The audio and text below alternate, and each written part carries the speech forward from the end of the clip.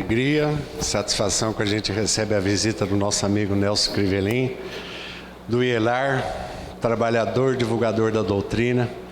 Seja mais uma vez bem-vindo e obrigado pela oportunidade. Fique à vontade, tá, Nelson? Eu que agradeço.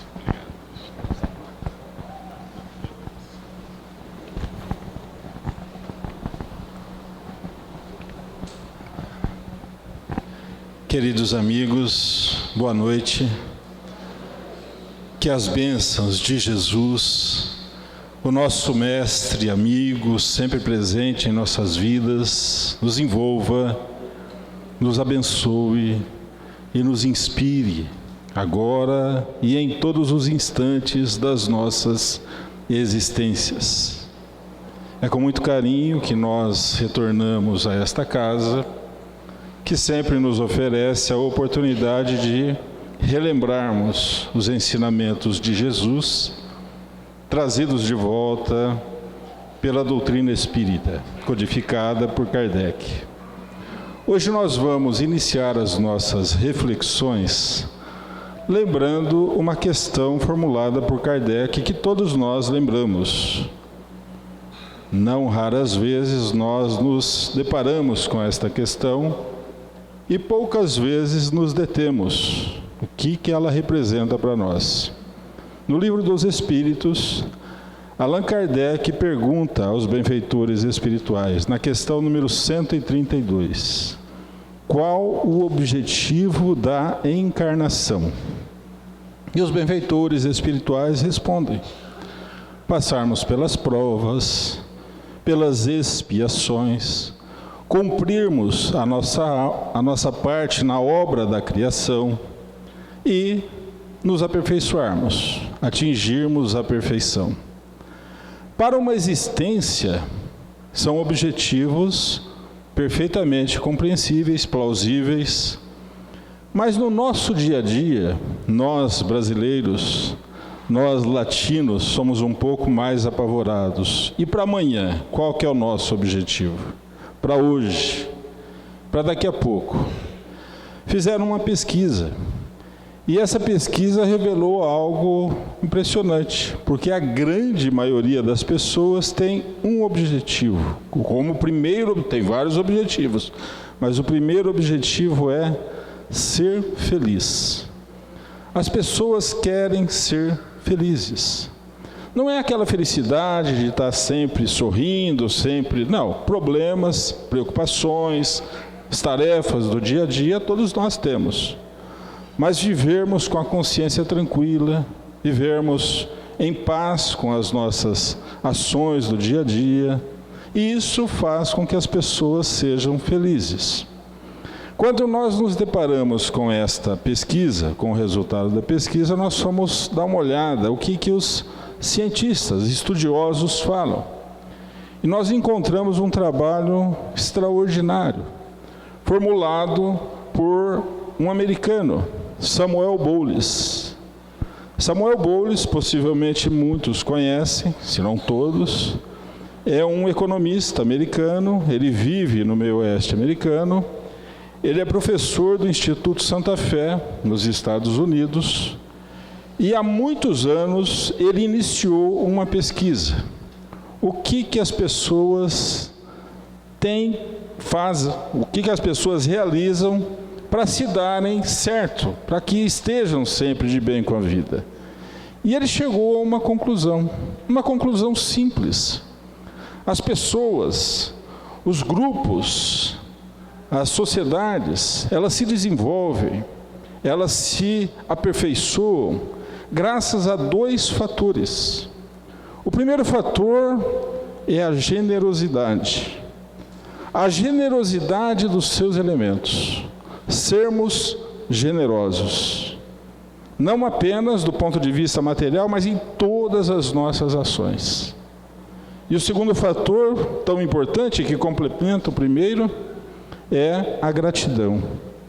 Pessoas generosas e pessoas gratas são pessoas infinitamente mais felizes. Aí nós fomos olhar uma teoria que ele elaborou. a teoria da sobrevivência do mais generoso. E ele chegou a uma outra conclusão pela pesquisa, pela análise das sociedades as mais remotas. Diz ele que a raça humana, ou a espécie humana, sobreviveu e progrediu graças a esses dois fatores: generosidade e gratidão. Nós fomos olhar um outro trabalho. Um professor médico, professor Dr. Stephen Post. Stephen Post, ele é professor de medicina preventiva também nos Estados Unidos. Ele também fez uma série de pesquisas e ele escreveu, entre outros, um pequeno, grande livro. Possivelmente muitos ou todos também conhecem. Este livro é intitulado Por que as coisas boas acontecem com as pessoas boas. Olha só. Nesse livro ele faz algumas afirmativas muito interessantes. Ele diz, por exemplo, começa de cara: ser grato e generoso faz bem à saúde. Olha só.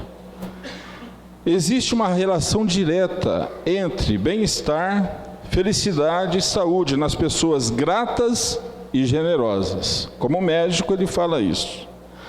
A emoção mais saudável ao ser humano é a generosidade e a gratidão. Isso no decorrer do livro ele vai discorrendo, inclusive, sobre outros assuntos.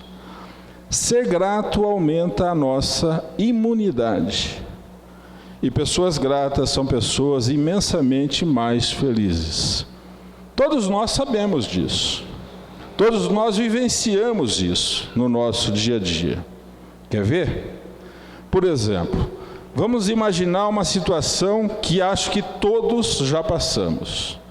Estamos caminhando na rua, na calçada, e alguém nos para e nos pede uma informação. Onde fica tal lugar? Alguém já passou por isso? E aí nós explicamos em detalhes. Você anda tantos quarteirões, vira, faz tal, chega no lugar. E a pessoa vai, agradece, às vezes não, às vezes está tão apavorada, às vezes está tão preocupada e sai. Mas como é que nós nos sentimos fazendo esse pequeno gesto? Nós nos sentimos com o dever retamente cumprido. Isso faz com que a nossa máquina física, o nosso corpo físico, sinta o bem-estar, porque a consciência registra.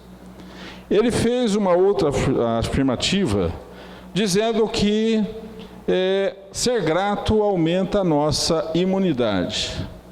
Existe uma obra que ela foi publicada na década de 1980. O autor, possivelmente muitos conhecem também. O autor, Dominique Lapierre.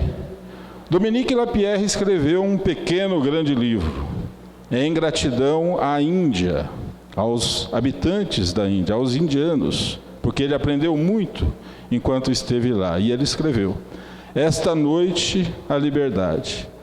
Ali ele conta, entre outras histórias, a história de uma jovem, de uma moça, uma menina, adolescente, Ananda. Ananda, ela era como que a rima de família. Ela saía de manhã e ia às margens do rio Ganges, e ali ela fazia mergulhos como ninguém, era a melhor mergulhadora do Ganges, e ao mergulhar ela se deparava com os despojos cadavéricos de pessoas que não eram sepultadas, eram atiradas ao rio, costume indiano. E essas pessoas traziam consigo joias, acessórios, ornamentos de valor. E essas joias, essas peças, faziam com que ela angariasse os recursos necessários para a sua família. A família toda praticamente vivia desse seu trabalho. Um dia, ela percebeu uma mancha um pouco acima do umbigo. E ela pegou um pedacinho de pau, uma madeira, percebeu que estava insensível, não sentia nada. Foi diagnosticada ali, naquela ocasião, algo terrível. Ela era portadora da hanseníase. Esse diagnóstico fez com que a família praticamente a deserdasse, praticamente a abandonasse. Ela não tinha mais condições de fazer, de realizar as atividades que habitualmente realizava. Ela foi deixada à margem. O noivo, o namorado, com o qual ela já havia planejado um casamento, lógico, por um trabalho e um entendimento entre as famílias, também já mostrou desinteresse e ela ficou abandonada. Este é o termo um pouco forte, mas é isso mesmo que aconteceu. Ela ficou praticamente abandonada. Sem forças, enferma, desesperada, sem saber o que fazer, ela foi acolhida pelas madres ou pelas noviças da Ordem de Madre Teresa de Calcutá e foi tratada, recebeu um tratamento e curou-se da enfermidade. A hanseníase cedeu lugar à volta à saúde perfeita. Em agradecimento e considerando o que ela recebeu ali, e considerando que ali ela encontrou o ideal para a sua felicidade, ela pede para tornar-se, ser admitida na Ordem de Madre Teresa de Calcutá. E assim é feito. Ela revelava-se uma moça apta para as realizações do trabalho, que era de assistência, e assim o fizeram. Durante algum tempo ela trabalhou, e na década de 1980 surgia no mundo a enfermidade, até hoje presente, a AIDS, que era conhecida, ou estava sendo conhecida, mas ninguém identificava as causas. Ninguém sabia exatamente o que era um verdadeiro terror entre os meios médicos, entre as pessoas que trabalhavam com a enfermidade. Ninguém sabia como lidar com aquilo. Nesta época, numa das prisões, aquelas prisões verticais de Nova York, os médicos decidiram que não poderiam continuar atendendo alguns prisioneiros daquela prisão, porque eles estavam apresentando os sintomas dessa enfermidade desconhecida. Então, um alarme mundial foi dado. Dominique Lapierre conta que Madre Teresa de Calcutá atende a este pedido das autoridades americanas e envia a Nova York várias trabalhadoras, várias noviças, vários colaboradores que iriam trabalhar junto aos pacientes, junto aos funcionários daquele presídio. E assim acontece. Ananda foi uma das moças que foi designada para trabalhar em Nova York. O trabalho se desenvolveu normalmente, eles assumiram funções que os médicos não sabiam, não podiam ou não queriam, temiam assumir e trabalharam. Um dos prisioneiros, ele se apaixona por Ananda e confessa-lhe o seu amor. E ela diz que não pode assentir, afinal de contas, ela já havia assumido um compromisso com Jesus. E então, este prisioneiro fica com aquilo na cabeça. Afinal de contas, as suas ideias eram muito diferentes das ideias daquela moça. Num momento de distração de Ananda, ele tira o próprio sangue contaminado e aplica na moça. O desespero foi quase que geral entre todos, e ela continuou calmamente. Afinal de contas, recebeu uma dose para que ficasse também nas suas experiências ou nos exames posteriores, fosse detectado o soro positivo. O que não aconteceu até os dias de hoje. Porque periodicamente Ananda se submete a alguns exames e o soro positivo não foi detectado. Ou seja, a gratidão aumenta a nossa imunidade. Quando o professor Steven Post faz essa alegação, ele cita vários outros casos. onde a ação no bem vai fazendo com que nós nos fortaleçamos fisiologicamente. Mas existe um outro trabalho que foi concluído no ano de 2005. Ele teve início no ano de 1991 e durante 14 anos, na Universidade Hebraica em Israel, os pesquisadores chegaram a uma fascinante conclusão. Depois de examinarem as afirmativas de um livro intitulado Poder Curativo de Fazer o Bem, os cientistas chegaram a uma conclusão. Chegaram a várias conclusões, mas uma delas notável. Existe um vínculo entre a generosidade e o gene que libera a dopamina, que é o neurotransmissor que nos proporciona o bem-estar. Todas as vezes que nós liberamos, que o nosso organismo libera a dopamina no organismo, na corrente sanguínea, nós temos um bem-estar perfeitamente identificado naquele momento.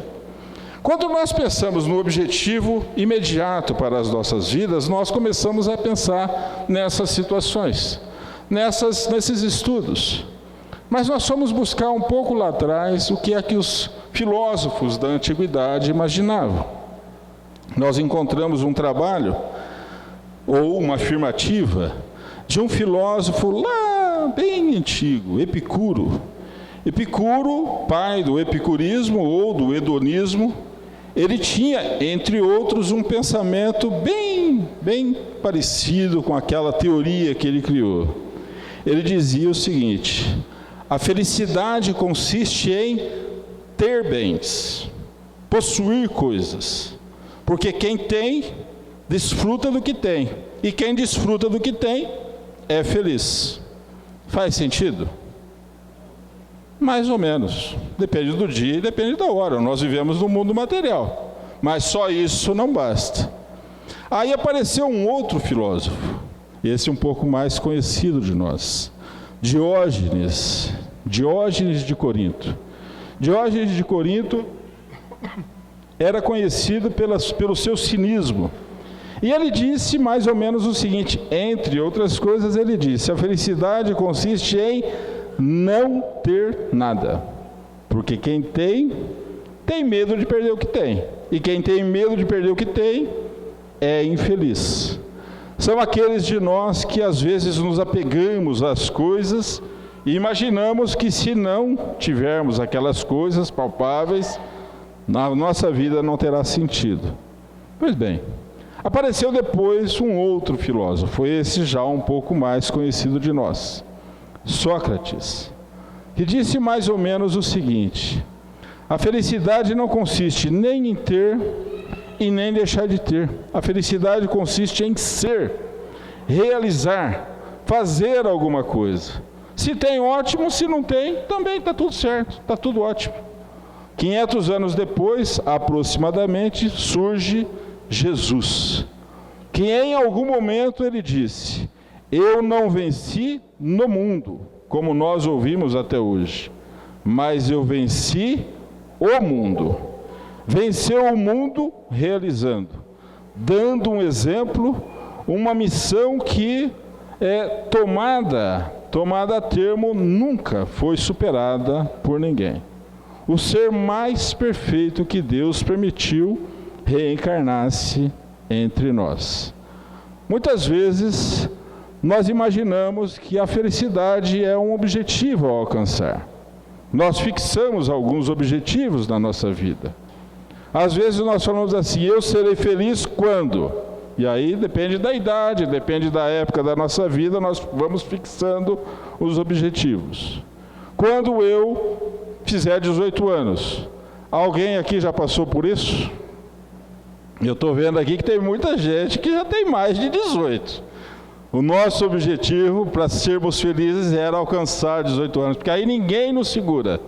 Fizemos 18 anos, passamos dos INTA, estamos nos ENTA e a coisa, os objetivos ainda estão sendo alcançados ou procurados, estão sendo estabelecidos. Depois nós fixamos muitas vezes: eu serei feliz quando eu me formar, quando eu concluir tais estudos, quando eu me casar, quando eu tiver uma casinha, o carro, o apartamento. Aí as coisas começam a ficar um pouco mais. Quando eu tiver uma casinha de praia, uma chácara de recreação. Alguém já pensou assim? Não. E a gente vai fixando objetivos. Os filhos aparecem. Quando meu filho nascer, aí vai ser uma maravilha. O filho nasce, agora ele precisa se encaminhar. E nós fazemos tudo para que ele se encaminhe. Correto, está tudo certo. Mas são objetivos que nós fixamos. Esses objetivos talvez não nos façam felizes, mas eles cumprem um outro papel na lei divina, que é fomentar o progresso, fomentar o trabalho, fomentar a nossa vida em sociedade, fomentar o nosso exercício para que cresçamos intelectualmente e, por consequência, moralmente. Às vezes nós achamos que o objetivo está numa viagem. Quando eu fizer uma viagem, e aí nós fixamos uma viagem. Uma viagem, por exemplo, à Serra, né?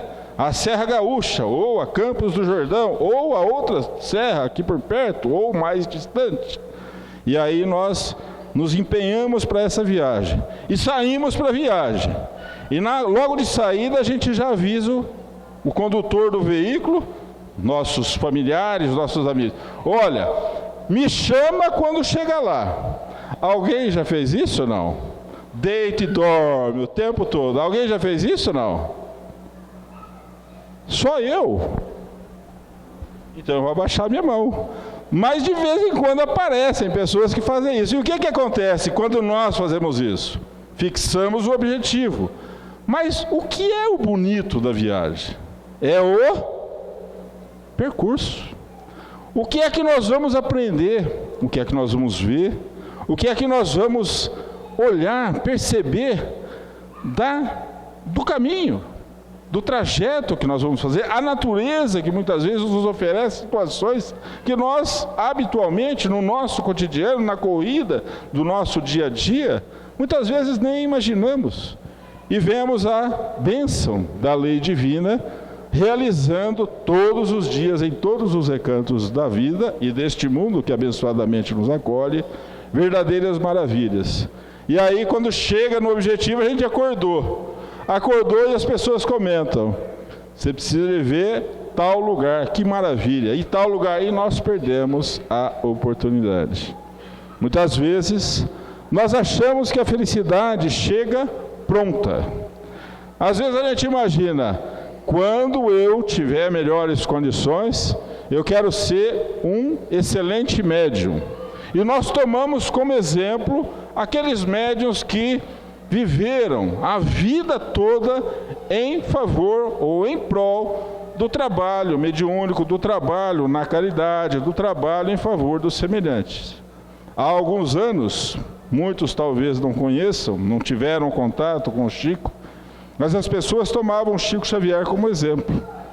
Excelente médium, um dia eu vou ser como o Chico. Aí a gente fala assim: mas possivelmente não vai ser nessa encarnação. Porque para chegar e realizar o que ele fez nessa encarnação, ele certamente teve outras encarnações, onde ele acertou e se equivocou, mas se preparou, e aquela bagagem incorporada que fez, que possibilitou que ele, nesta existência, cumprisse o papel que abraçou. Imaginamos os médiuns que trabalham conosco até hoje. Nós olhamos aqueles médiuns que realizam verdadeiras maravilhas no intercâmbio com o plano espiritual. E imaginamos que um dia eu vou ser como médium tal. E aí a gente imagina que ficar mais ou menos descuidado com a vida vai fazer com que lá na frente tenhamos a bagagem que esses médiuns tenham. Mas vamos deixar o lado religioso, espiritual, o médium de lado. Imaginamos muitas vezes um empresário, um grande empresário, ou um empresário que tem relativo sucesso, na sua empreitada, imaginamos, quero ser um empresário como ele.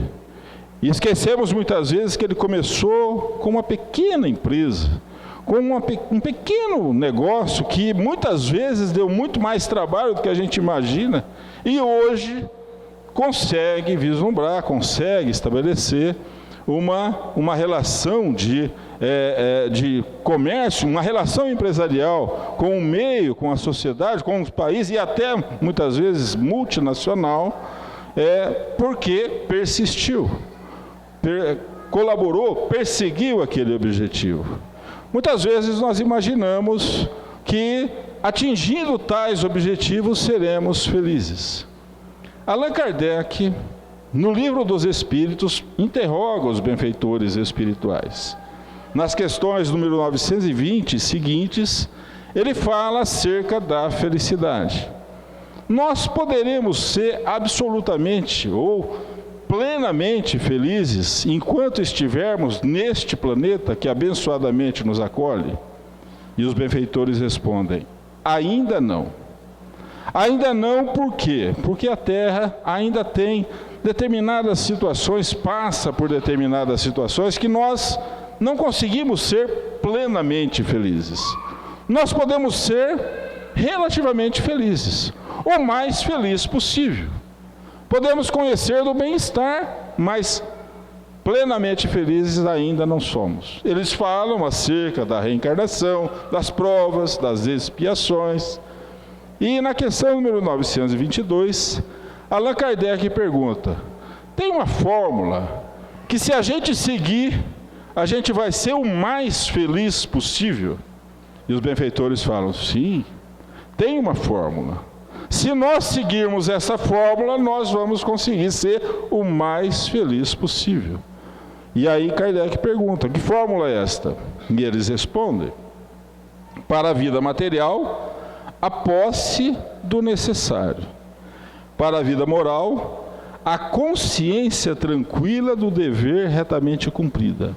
E a fé no futuro.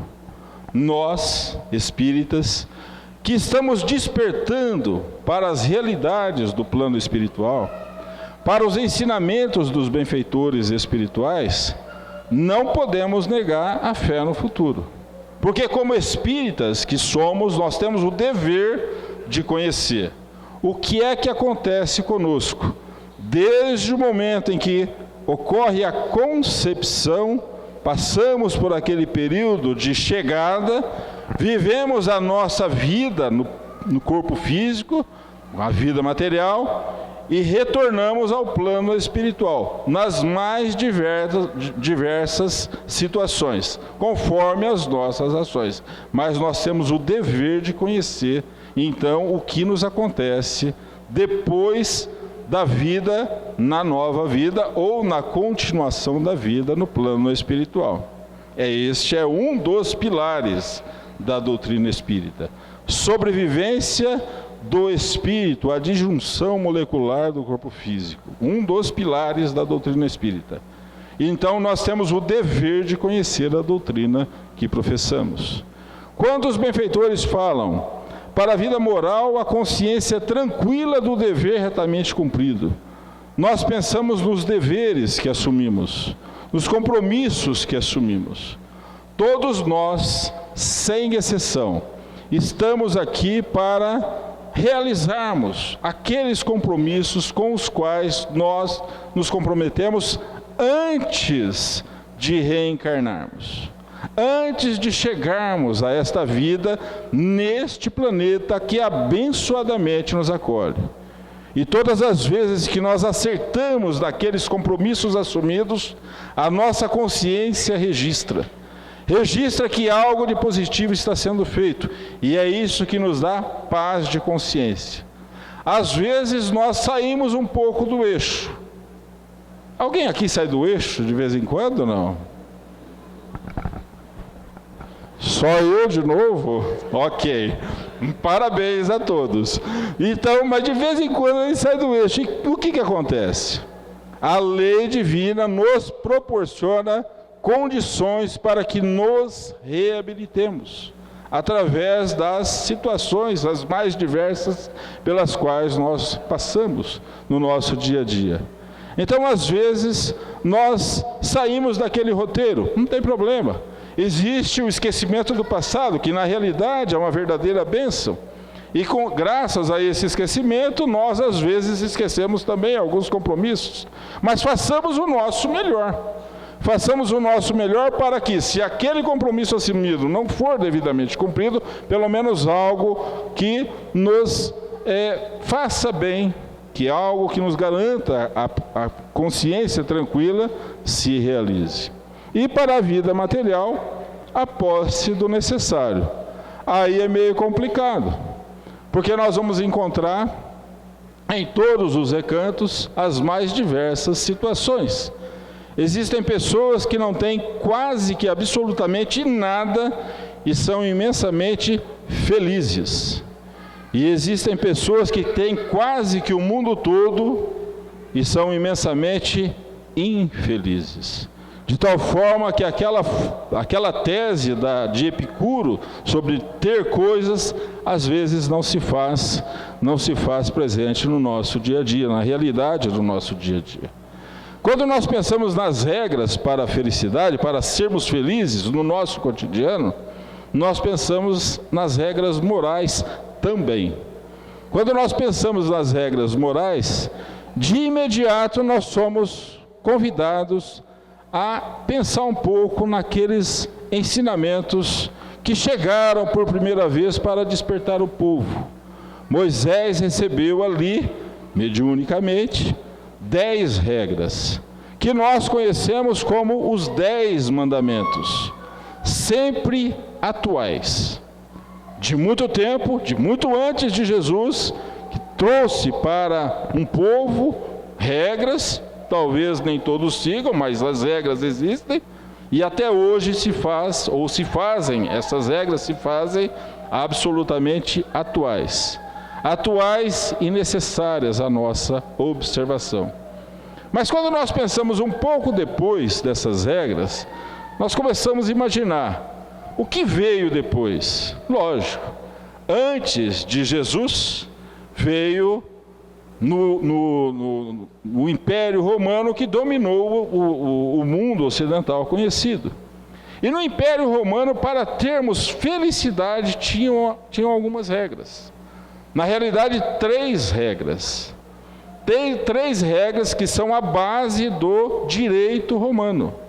Quem estuda o direito vai lembrar, e quem estuda o direito vai lembrar que a nossa base do direito é o direito romano, e ali existem 3 regras que são absolutamente indispensáveis à realização do direito.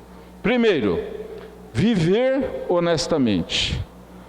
Dar a cada um o que é seu e não lesar ninguém. No Império Romano, essas 3 regras tinham que ser seguidas, ou pelo menos tinham que ser buscadas para seguir-se, porque era isso que proporcionava bem-estar às pessoas. Depois dessas regras, depois de tudo mais ou menos consumado, depois que o intercâmbio entre os povos dominados se estabeleceu, surge a figura amorável de Jesus. E Jesus, ele começou reunindo as pessoas simples, pessoas que se achegavam a ele muitas vezes em busca de algo novo. E só estar diante de Jesus já era algo diferente, algo que nós, perdidos um pouco no tempo, não conseguimos imaginar.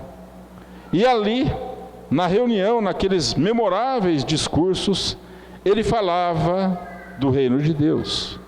Ele falava da forma como nós haveríamos de um dia vivermos todos como irmãos fraternalmente, sem exceção. Ele nos falava acerca do perdão, do entendimento, de relevarmos as pequenas contrariedades, os pequenos senões da vida. Enfim, nos ensinava aquilo que nós estamos aprendendo até os dias de hoje. Aí alguém teve a ideia de mandar algumas pessoas para saber de que se tratava, aquelas mensagens que ele falava, porque as pessoas estavam se reunindo lá. E os doutores da lei, os estudiosos da lei, enviaram então algumas pessoas para saber de que se tratava. E numa dessas reuniões, e depois em outras, essas pessoas perguntaram a Jesus: mas Senhor, qual o maior mandamento contido na lei? A lei a que esses doutores e estudiosos da lei se referiam era a lei de Moisés, que eles seguiam. E Jesus, ampliando este entendimento, ampliando este ensinamento, convidando-nos a refletir acerca da lei divina do Pai infinitamente misericordioso, justo, amorável com todas as suas criaturas, diz: o maior mandamento contido na lei consiste em amar a Deus sobre todas as coisas. E o segundo mandamento, tão importante quanto o primeiro, amar ao próximo como a nós mesmos. Quando Lázaro, espírito, faz um comentário acerca da missão de Jesus no Evangelho segundo o Espiritismo, ele diz mais ou menos o seguinte: Jesus vivenciou em todos os atos da sua vida, desde a fase da criança, infância, juventude, adolescência, até o momento em que ele assumiu o seu messianato, o sentimento de amor ao próximo, o sentimento de amor aos semelhantes. E aí Lázaro vem em socorro e diz mais ou menos o seguinte: no início da nossa jornada, nós desenvolvemos os instintos. Depois, nós trabalhamos as sensações. Depois, nós começamos a desenvolver e incorporar em nós os sentimentos. E o amor é a sublimação no sentimento, do sentimento na criatura. Quando nós pensamos assim, olhamos para nós e imaginamos: ainda estamos incorporando este sentimento de amor. Ainda estamos incorporando o amor em nós. Porque de vez em quando, só de vez em quando, a gente perde a calma com as pessoas mais próximas, com as pessoas que conosco caminham, com as pessoas que dependem de nós, com as pessoas que às vezes não conhecemos, mas chega uma notícia aqui ou lá, e a gente, lógico, sem ninguém ter pedido, a gente dá a nossa opinião. Alguém aqui faz isso? Não? Ok, só eu de novo. Tá bom, eu vou abaixar minha mão e aqui não faço mais isso. Certo? Então, este amor nós ainda estamos incorporando em nós. Mas aí vem a doutrina espírita. A doutrina espírita nos dá uma outra ideia, ou amplia este ensinamento acerca do sentimento de amor ao próximo.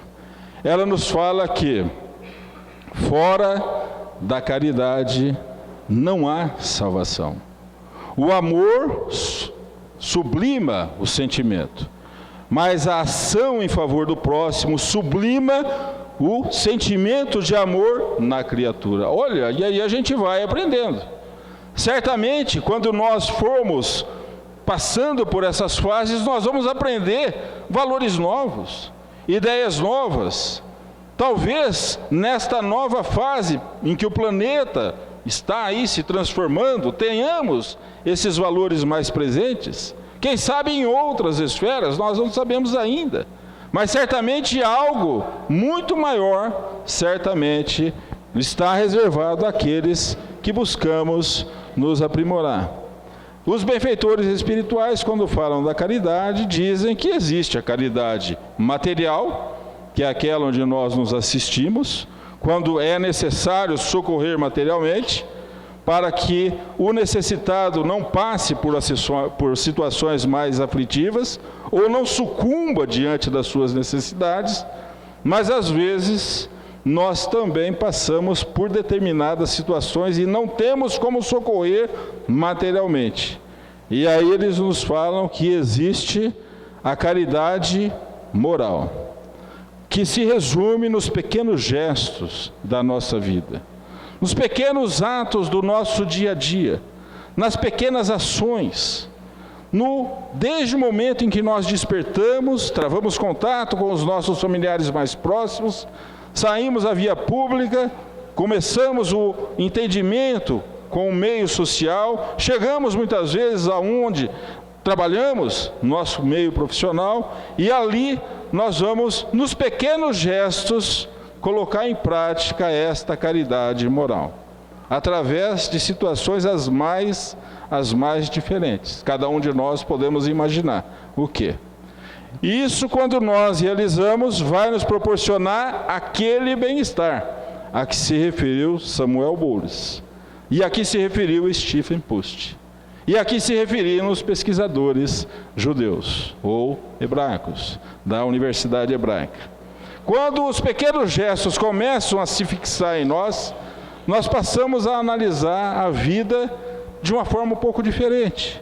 Olhamos para o nosso semelhante e vemos que ele faz aquelas coisas erradas que a gente também faz, e aí a gente fala, não posso recriminá-lo porque eu também faço isso. Eu também sou assim. E aí um dia, ele não apenas faz a coisa errada, mas ele faz a coisa errada que nos afeta. E aí, nós temos que necessariamente perdoá-lo. Num primeiro momento, nós vamos usar da indulgência, relevar as ações infelizes dos nossos semelhantes. Depois, nós vamos usar do perdão. E isso vai nos levar a um sentimento de compaixão para com todos os nossos semelhantes, indistintamente. Fulano, ciclano é reconhecidamente mau elemento, não tem problema, é nosso irmão. Está distante neste momento, mas amanhã ou depois pode reencarnar no nosso meio familiar para que nós o encaminhemos, para que nós o ensinemos. Reencarnamos no meio onde ele vive para que nós possamos ajudá-lo. Foi assim que Jesus fez. E isso vai fazendo com que o sentimento de compaixão se estabeleça em nós, seja incorporado em nós.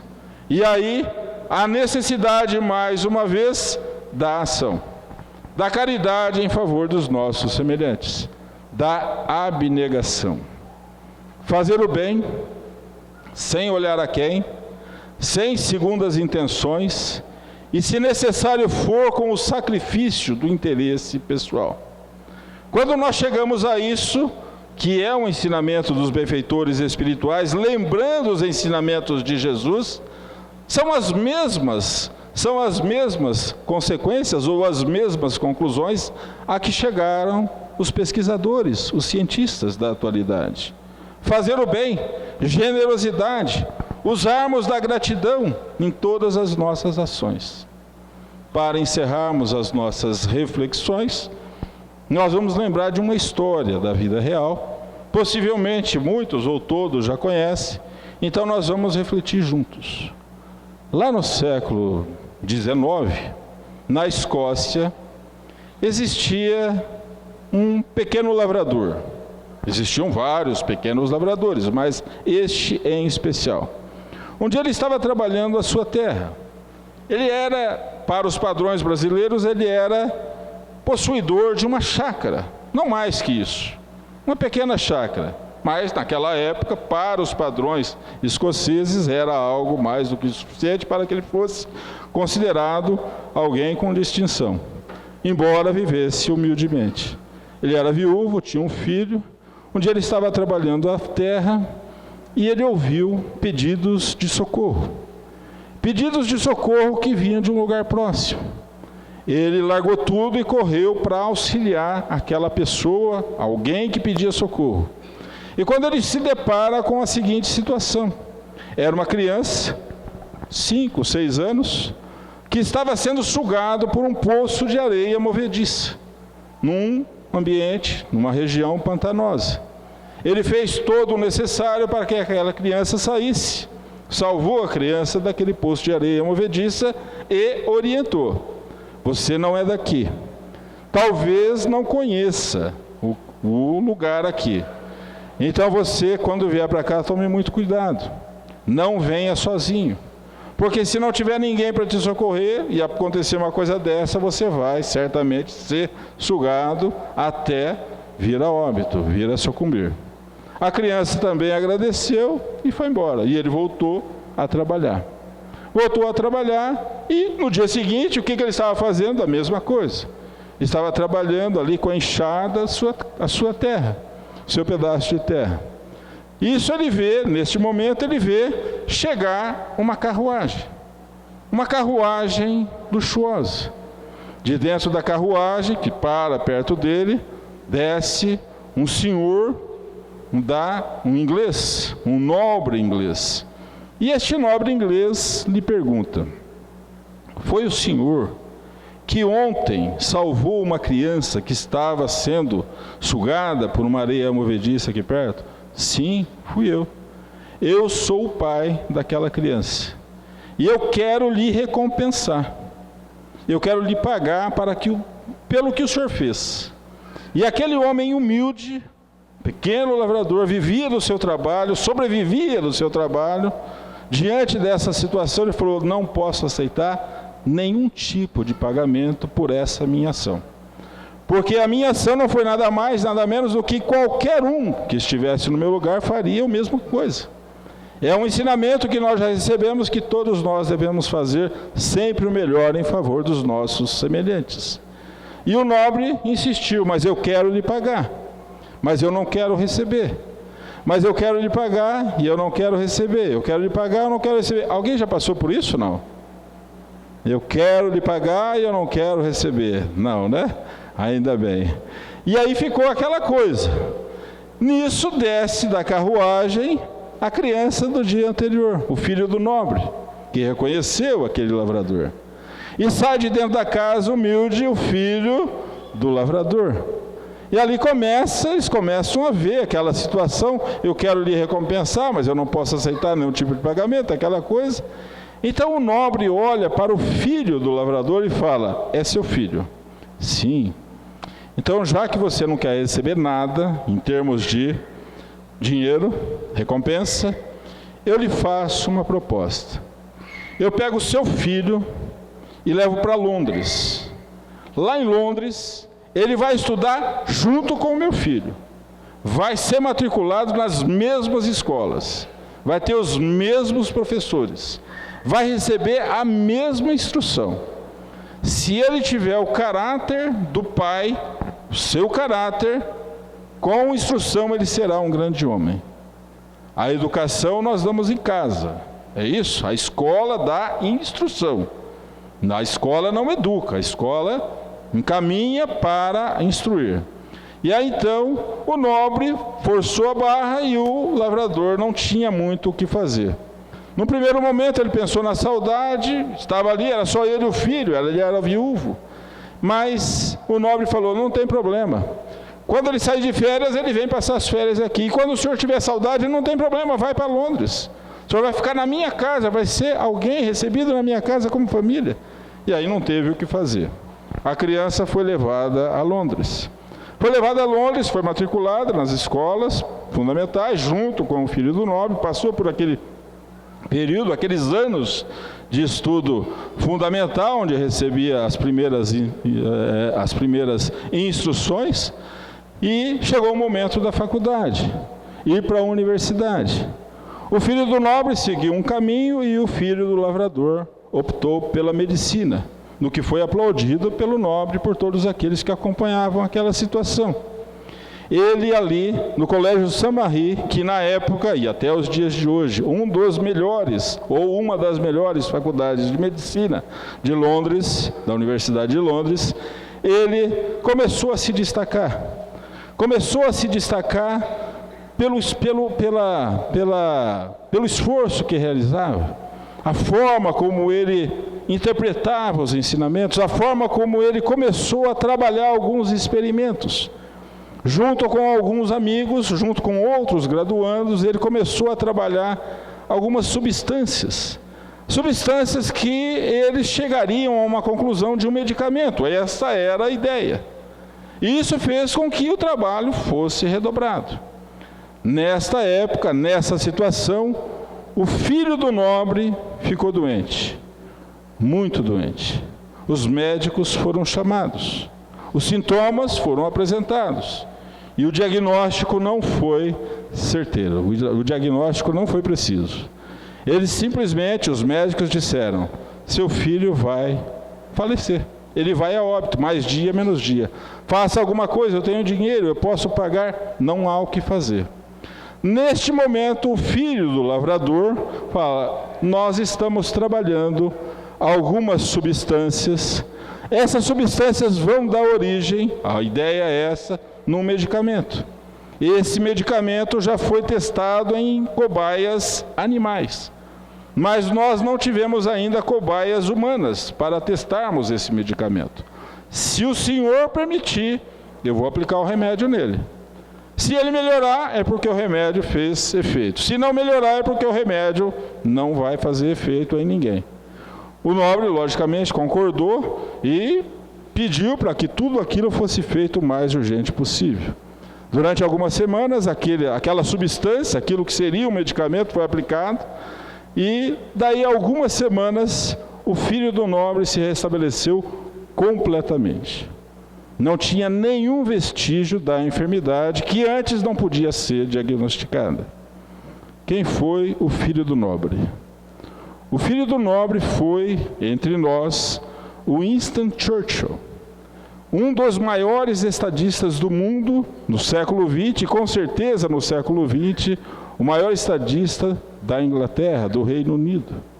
Quem foi o filho do lavrador? Alexander Fleming, que saiu da Escócia, veio para Londres, foi-lhe franqueada uma situação para que ele pudesse desenvolver algo que ajudaria a humanidade. Que medicamento era aquele? A penicilina, que até os dias de hoje salva milhões de pessoas. O que é que isso tem a ver com generosidade e gratidão?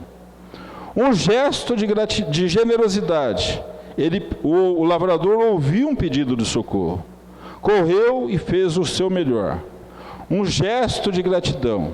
O nobre veio e tentou, de alguma forma, recompensar aquele homem.